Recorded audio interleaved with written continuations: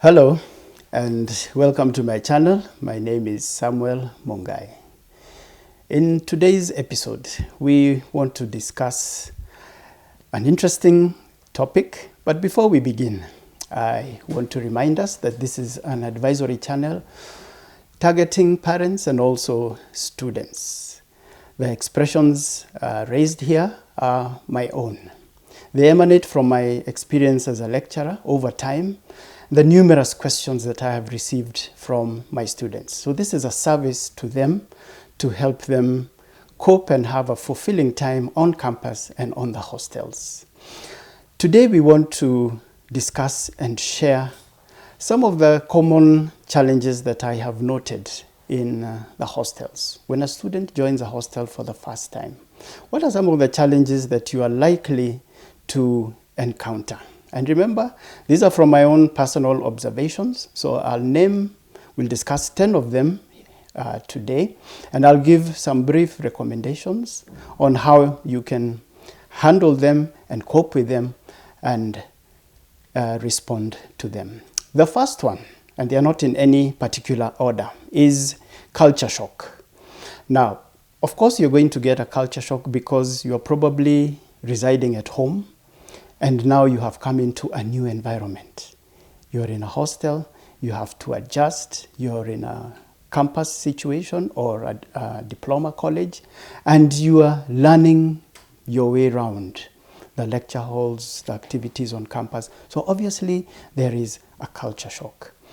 How do you handle this? Just learn and ask and settle in. Number two, you're going to find that you have a lot of independence. Again, you've come from a controlled environment at home where you had restrictions of time to come to school and when you're expected home. But now suddenly you find that you have a lot of independence. You probably have classes that end at 2 on some days, and you have the rest of the afternoon and the evening and even the night. And nobody would ask you whether you go away or you don't come back. Now, this independence can be dangerous, and it is important. Like I always advise those who seek our advice, is that always know who you are and your own value system. And always remind yourself what brought you to this institution, so that you stay true to yourself and you remain focused in your goals, and so that you don't get derailed and get into trouble that may have serious consequences on your academic journey and performance. Number 3 is social gaps. Now, this is a factor that affects all of us, not only the young adults, but also parents and everyone in society. You've come into a hostel, and you're probably living on your own, or you're sharing a room. What you're going to find is that we all come from different social backgrounds. And you may find that others have parents who can afford to give them lots of pocket money, a lot of electronic equipment, which you don't have. Some parents can afford to buy them huge 55-inch televisions, microwaves, and all these other electronics and expensive phones. And you find, on the other hand, your parents can only afford the basics. These are aspects of life. Just learn and settle in. And remember, just run your own race. Don't compare yourself with anybody else, because you'll give yourself unnecessary pressure. Number 4 is homesickness. Those of us who are close with our loved ones, our siblings, our parents, our guardians, and even the friends we had in our residential areas, you'll find that now you have moved away from them. So for a semester, or for the duration of time that you'll be away, you'll find that as you are adjusting into your new college life and hostel residential life, that you're missing home and you're missing parents. One of the recommendations I make is keep in touch. Tell your parents what is happening. You can call them once a week, twice a week, or whenever it's convenient. Just update them. Tell them how you've settled in, how the hostel is, how life is on campus, just keep in touch. When you keep in touch with loved ones, with family and friends, it reduces the home sickness. Number 5 is conflicts. These are inevitable with all human relationships. You may find, for example, that you have been placed in a hostel where you're sharing with a roommate whom you find you cannot cope with because your value systems are different. Maybe you're an introvert and you like to stay indoors and just make a meal and just lie on your bed, on your earphones, and just relax. And your roommate could be the partying type of person who's an extrovert, who loves friends coming over, who plays loud music, who wants to go out and come back, and others even go out on Fridays and come back on Sunday and those kind of things. So you might find that that is bringing a conflict. Look for amicable ways through communication so that you come to a level ground where both of you can accommodate each other to minimize the conflict. Because when you begin your semester with conflict, it's going to escalate and it's going to affect many aspects of your well-being. Number 6 is relationship challenges. This one again comes with this newfound freedom. Again, you were in a controlled environment at home, and now you find here on campus that you can mingle as you please. You can go off campus and you can meet people out in social places, and you'll get into many relationships. And you find that those also will take a toll on you, because you'll find eventually that there are situations like conflicts, disagreements, or even breakups, which will affect your schoolwork. So again, we always advise our students, as you come on board, think about yourself and your goals. What brought you here? What do you want to achieve?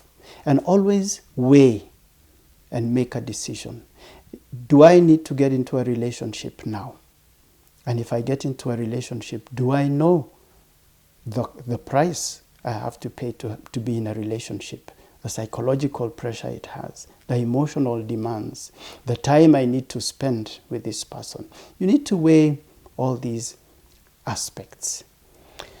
Number 7 is academic pressure. You've come in to an institution, and we said it could be diploma or undergraduate, and now you're in a system. And we're talking about the hostel residential place, but that is just the residence. On the weekdays, you're going into class from 8 a.m. and you find there's academic pressure. There are many classes per day, and there are many assignments, and they're all on deadline. So you find, and there are rules and expectations from the institution. This academic pressure will weigh on you if you don't plan yourself well, planning your time. Now, as we always say that, and I can speak from a lecturer's perspective, if you find in a given week you have many assignments, you are allowed, and it is in order, to speak to a respective lecturer and tell them, I am afraid I cannot meet this deadline because I have these other 5 assignments that are very heavy. Kindly allow me. You can make a suggestion. If the deadline was Friday, you can propose, I can have this by Monday, 6 p.m. I can assure you, most teaching staff are flexible. Learning is not a punitive journey. It is to help you learn and acquire academic knowledge and skills, and also life skills to help you cope in the outside world and be able to establish a career. Number 8 is poor management of cash. Now, this one will come and it will happen. We're all given allowances by our parents, and we thank God for them. At some point, you're going to find, again, that excitement may kick in. Sometimes you find you get into friends and you want to celebrate, and you go out with your friends on a weekend, And you find you have spent your entire allowance for the month in one weekend. So now you'll get into a crisis because you don't have money for food, you don't have money for airtime, and those kind of things. So the best thing I would advise is immediately you come in to your hostel, make a budget, plan. Have a meal plan. What will I be cooking? And how much does it cost?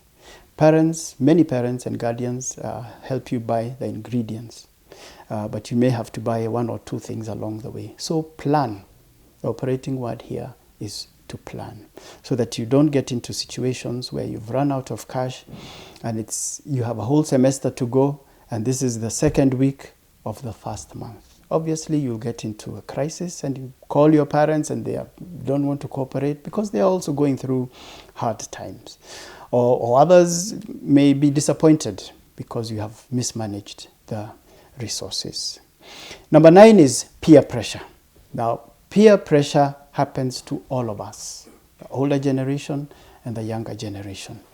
Now, for you young adults, it's going to be intense because you'll find people dress in a certain way, people have electronic gadgets, people are doing types of activities, people are going out to certain places. There are all these things that are competing, and you'll find that this peer pressure is becoming heavy on you.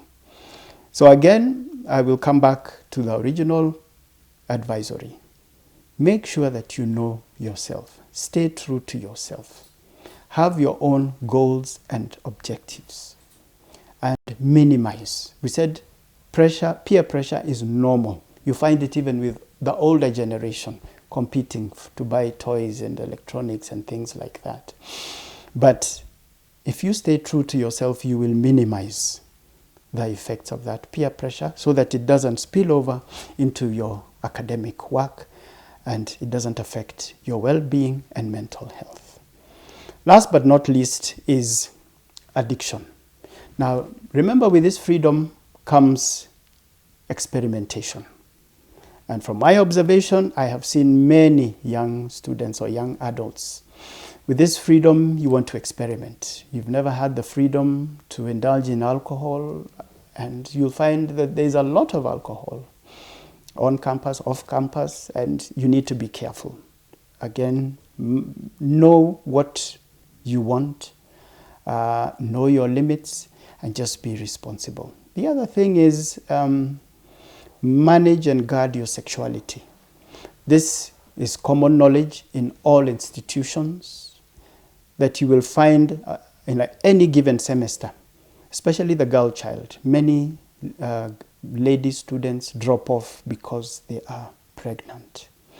Now, if you find yourself in that situation, there is help available. Or in any of these situations that are mentioned here, remember that there is help available. That's part of the reason we began this channel, to help our students. You can talk to us, you can send in your comments, and we can give you private and confidential help. If you're on campus, there's counseling department, there are lecturers, there are clubs, there are student leaders. Don't carry these burdens on your own. If you find that you're in trouble and you find that you're overwhelmed and you are unable to cope, our advice is seek help. There's always a way out. I know some students come in and say, my father will kill me. I don't even know how I'll tell my parent that I am pregnant. Talk to us.